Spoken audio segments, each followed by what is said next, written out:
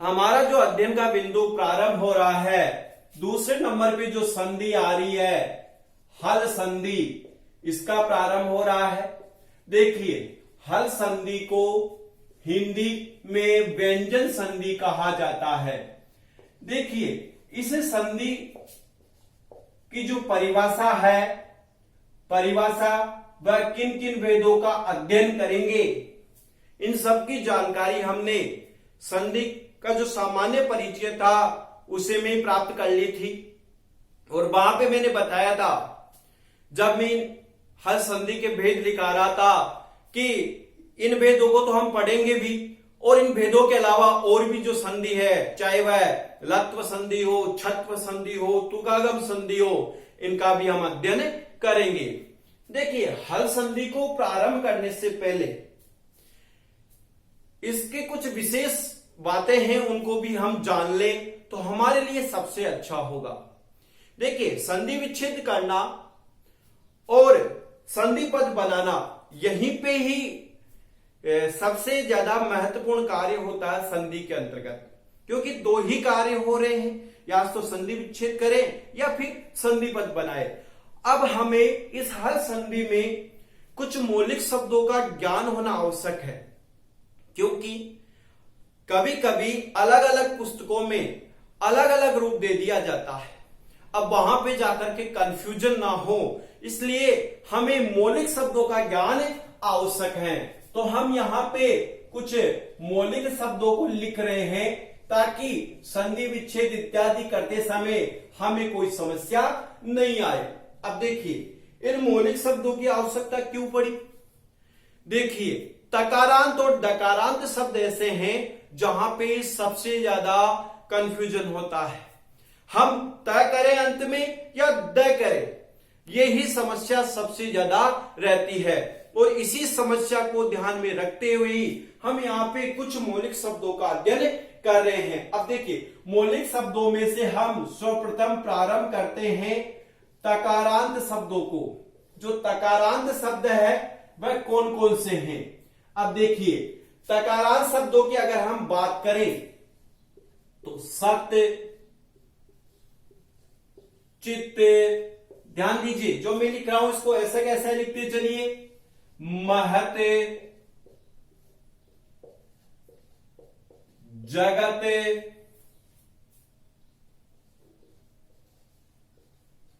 सरित,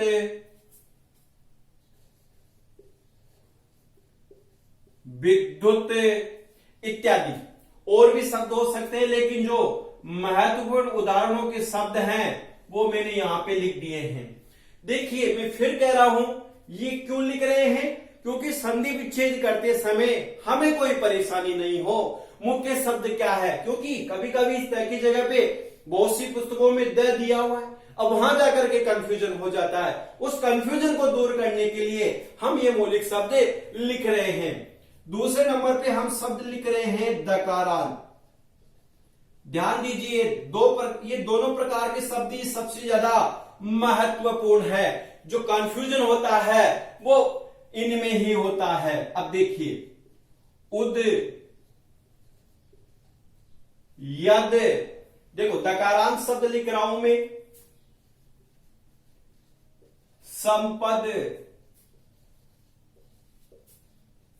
विपद, उद, यद, संपद, विपद, आपद। देखिए, यहीं पे याद रख लीजिए कौन से शब्द है।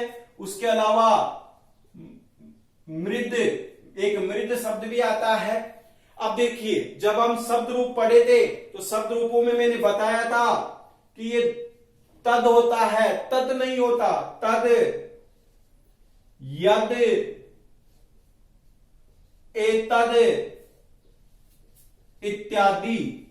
देखिए, ये इत्यादि दकारांत शब्द हो गए। अब देखिए, कभी भी हम संधि विच्छेद करेंगे तो फिर अब हमारा कोई कंफ्यूजन नहीं होगा।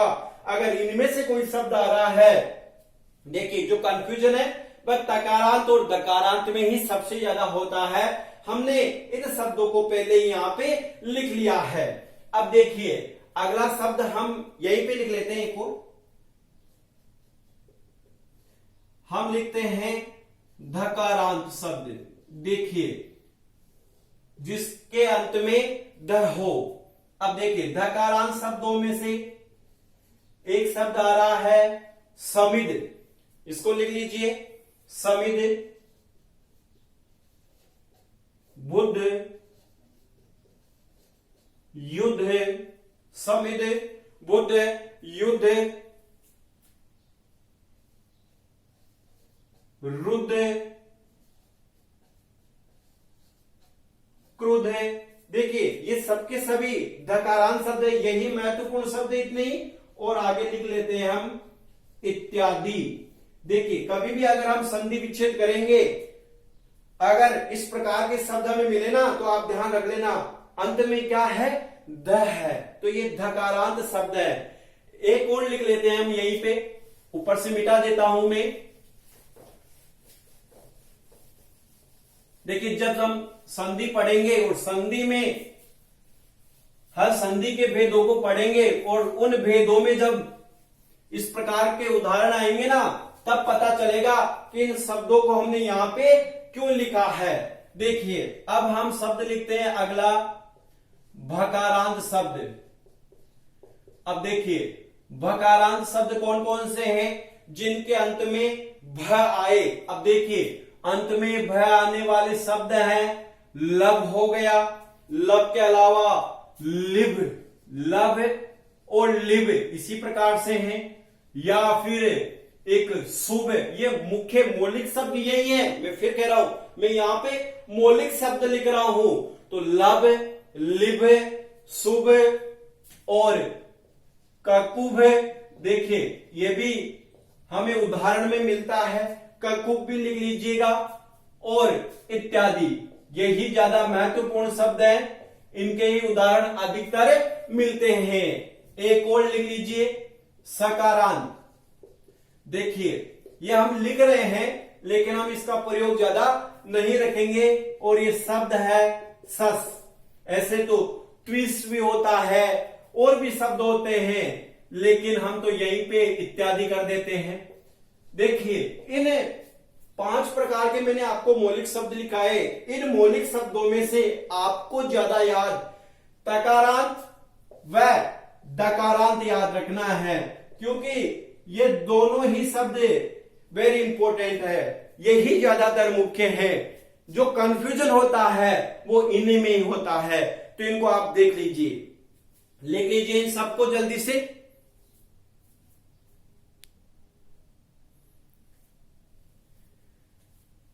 मैं रब कर देता हूं इन्हें। अब देखिए जब हम हर संधि का अध्ययन कर रहे हैं, तो हर संधि के मौलिक शब्दों को हमने यहां पे देख लिया।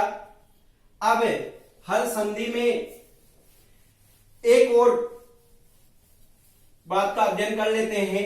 देखिए वर्गों का अध्ययन भी यहां पे देख लेते हैं, क्योंकि हम जो भी नियम यहां पे पढ़ेंगे वह वहां पे हर नियम में मैं लिखूंगा वर्ग का तीसरा, चौथा, पांचवा अक्षर या पांचवा वर्ण, या वर्ग का पहला, दूसरा वर्ण, या वर्ग का पांचवा वर्ण।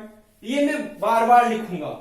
अब जब मैं बार बार वर्ग वर्ग लिखूंगा, तो आप वहां पे कंफ्यूजन ना हो कि कितने वर्ग होते हैं और कौन कौन से वर्ग में कौन कौन सा वर्ण होता है। उन सबको हम यही लिख लेते हैं, क्योंकि जब हम संधि के भेद पढ़ेंगे ना, हर संधि के भेदों को, तब आपको कोई कंफ्यूजन नहीं हो, आप आराम से उसे सीख सके। तो इसलिए वर्गों का सामान्य अध्ययन भी एक बार और देख लेते हैं। देखिए बात करते हैं हम वर्ग की। देखिए अगर हम वर्ग की बात करें, तो जो वर्ग है ना, वह 5 प्रकार के होते हैं, या वर्ग के 5 भेद होते हैं। अब देखिए कौन कौन सा है। देखिए पहला जो आ रहा है वह आ रहा है कवर्ग। देखिए पहला कौन सा आ रहा है, कवर्ग आ रहा है।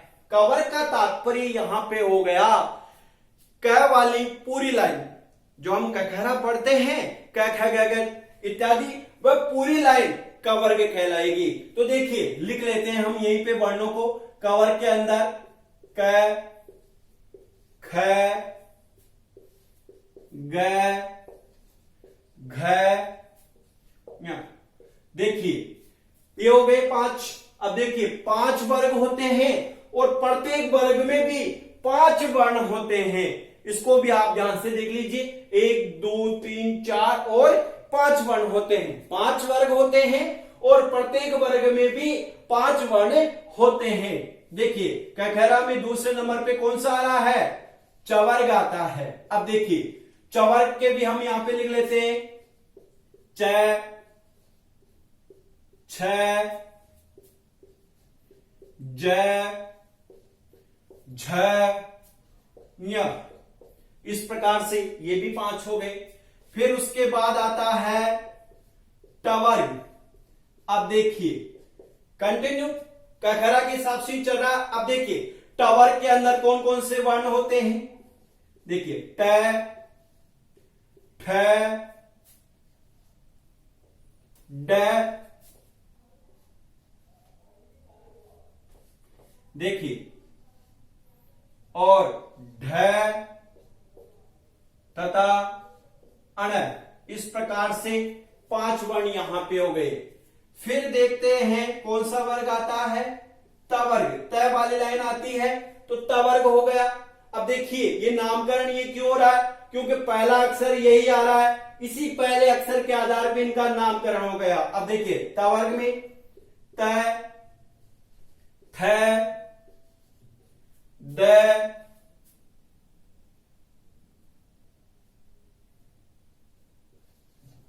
ध और न हो गया है। और एक अंतिम और है पवर्ग। अब देखिए पवर्ग के अंदर कौन कौन से वर्ण हैं? प, फ, ब, भ और म। इस प्रकार से ये 5 वर्ग हो गए हैं और 5 वर्गों के अंतर्गत प्रत्येक वर्ग में 5-5 वर्ण हो गए हैं। अब आप इनको भी यहीं पे ध्यान में रख लें, क्योंकि जब मैं आगे नियम लिखाऊंगा मैं सीधा सीधा ही बोलूंगा उस पेज में वर्ग का पहला दूसरा तीसरा वर्ण, या वर्ग का पहला दूसरा वर्ण, या वर्ग का तीसरा चौथा पांचवा वर्ण, यह आपको याद रखना है। आप चाहो तो यहाँ पे ऐसे संख्याएं लगा सकते हो जिससे आपको पता चल जाए। अब देखिए ये सभी पहला वर्ण हो गए, ये दूसरा वर्ण, ये तीसरा वर्ण, ये चौथा वर्ण और ये पांचवा वर्ण। ये 5 वर्ग हो गए और इन वर्गों के ये सभी प्रत्येक वर्ग के 5-5 वर्ण यहाँ पे हो गए हैं।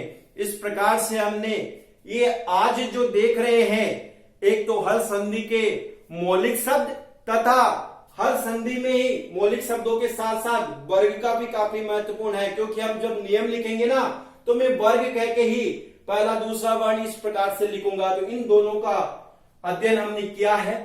आप लोग भी इनको अच्छे से देख लें, क्योंकि जब हम हर संधि के भेद पढ़े तो उन भेदों में आपको कोई कंफ्यूजन ना हो, आपकी कोई गलती ना हो। इनको अच्छे से देखें, लिख लीजिए इनको।